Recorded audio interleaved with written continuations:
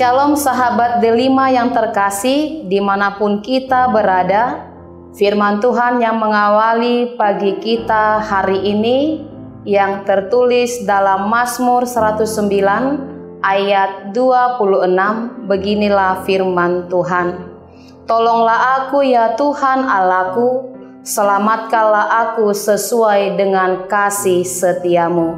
Demikianlah firman Tuhan. Sahabat Delima yang terkasih dalam Yesus Kristus, pernahkah saudara disakiti, dibuli, dicemooh, atau diperlakukan dengan tidak baik oleh orang-orang yang membenci saudara? Mungkin kita akan menjawab, ya pernah. Lalu apa yang akan saudara lakukan ketika saudara diperlakukan demikian? Mungkin kita akan menjawab, saya akan balas perbuatannya berkali-kali lipat. Atau kita akan menjawab, saya akan melaporkan kepada keluarga, orang terdekat, atau ke pihak yang berwajib agar kita mendapatkan perlindungan. Atau kita juga akan menjawab, saya tidak tahu mau berbuat apa-apa karena pikiran saya sudah buntu, mau meminta pertolongan kepada siapapun, saya tidak tahu. Sahabat Delima yang terkasih dalam Tuhan Yesus Kristus, ketika kita dibuli, dicemooh, ataupun disakiti, tentu kita berada pada perasaan yang sangat hancur, gelisah, ada ketidaknyamanan dalam menjalani kehidupan selanjutnya. Pikiran pasti terganggu karena kita memikul beban atau penderitaan yang berat. Apalagi itu datangnya dari orang-orang jahat yang telah merancangkan berbagai rencana jahat untuk melenyapkan kita. Situasi yang demikian pasti sulit untuk diterima setiap orang. Dan keadaan yang demikian jugalah yang dialami Daud.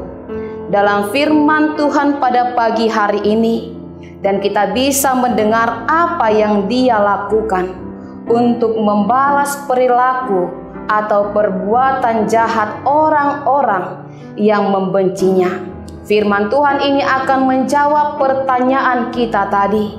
Apa yang akan kita lakukan terhadap orang yang jahat pada kita ketika kita dibuli, disakiti, dibenci, dan dirancangkan segala rencana yang jahat pada kita?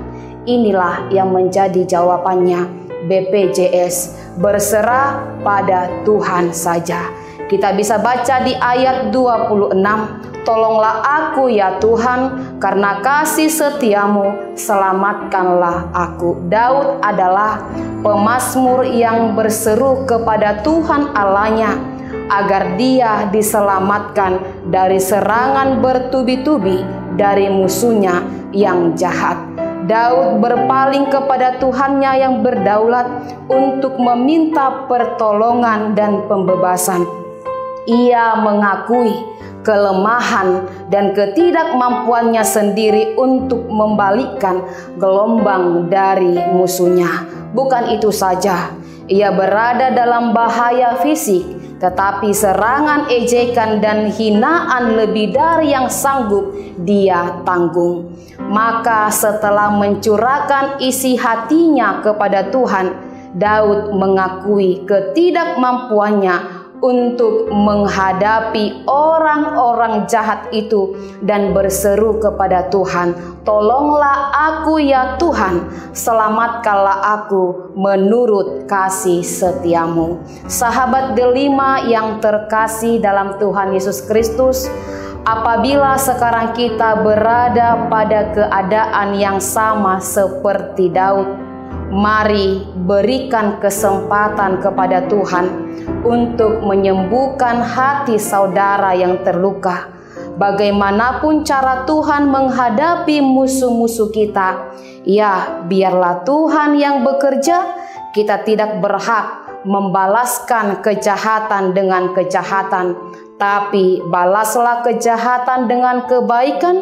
Dan ingat, cara terbaik untuk menyingkirkan musuh ialah dengan menyerahkan kepada Tuhan. Doa dapat mengubah sikap musuh kita dan mengubah kita juga untuk tidak mendendam dan membenci, tetapi mengasihi. Pengampunan adalah mata pelajaran pilihan dalam kurikulum kehidupan kita.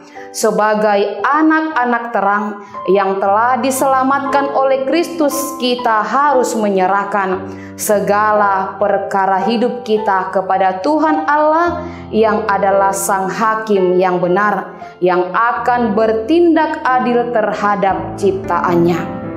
Percayalah, ketika perkara itu sampai di tangan Tuhan, semuanya akan baik-baik saja.